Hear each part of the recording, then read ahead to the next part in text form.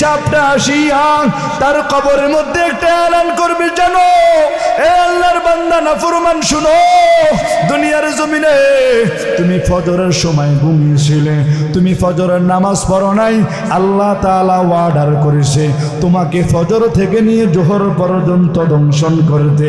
কেমন সাপ জানো নি? এই সাপ যদি দুনিয়ার জমিনে একবার শ্বাস প্রশ্বাস ফেলাইতো, দুনিয়ার সব গাছপালা তরুলতা বৃক্ষরাজি যাহা কিছু আছে সব কিছু মুহূর্তের মধ্যে আঙ্গার হয়ে যাইত।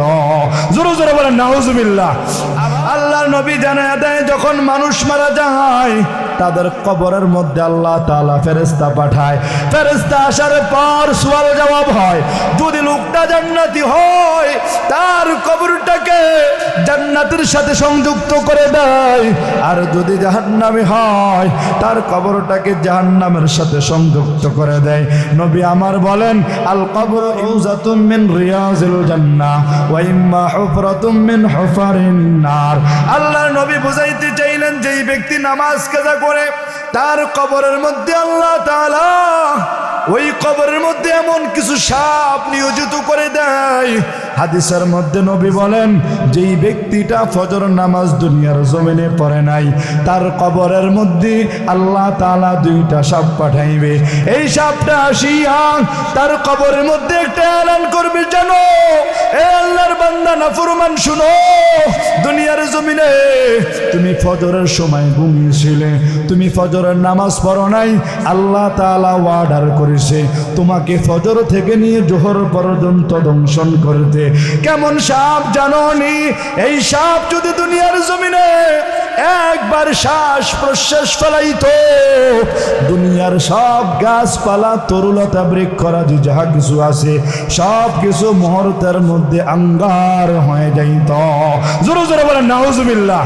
আবার আসরের সময় একটা সাপ পাঠাই দিবে, এ আল্লাহর নাফরমান বেঈমান শুনো, তুমি দুনিয়ার জমিনে আসরের নামাজ পড়ো নাই, আল্লাহ তাআলা আমাকে অর্ডার করেছে তোমাকে আসর থেকে নিয়ে মাগরিব পর্যন্ত দংশন করতে। আবার মাগরিবের সময় আরেকটা সাপ আসবে, সাপ আসিয়া বলবে আল্লাহ তাআলা পাঠাইছে তোমাকে মাগরিব থেকে নিয়ে ঈশা পর্যন্ত দংশন করতে।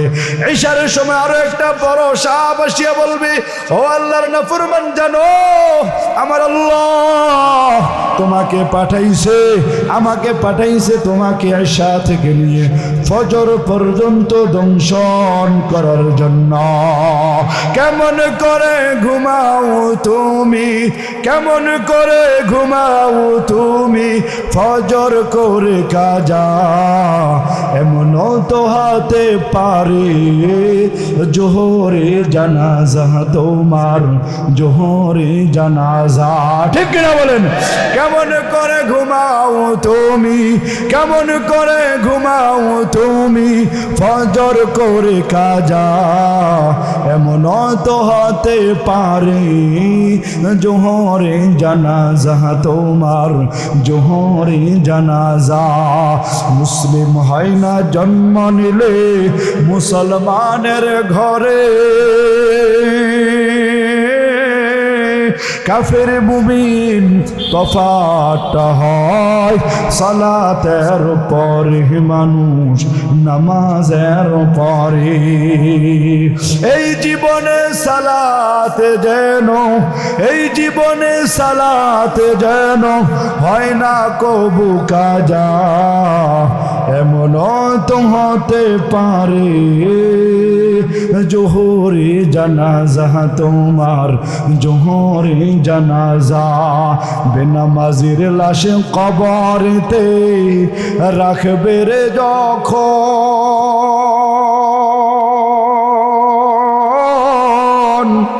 বেনামাজির লাশ কবরেতে রাখবে রে যখন,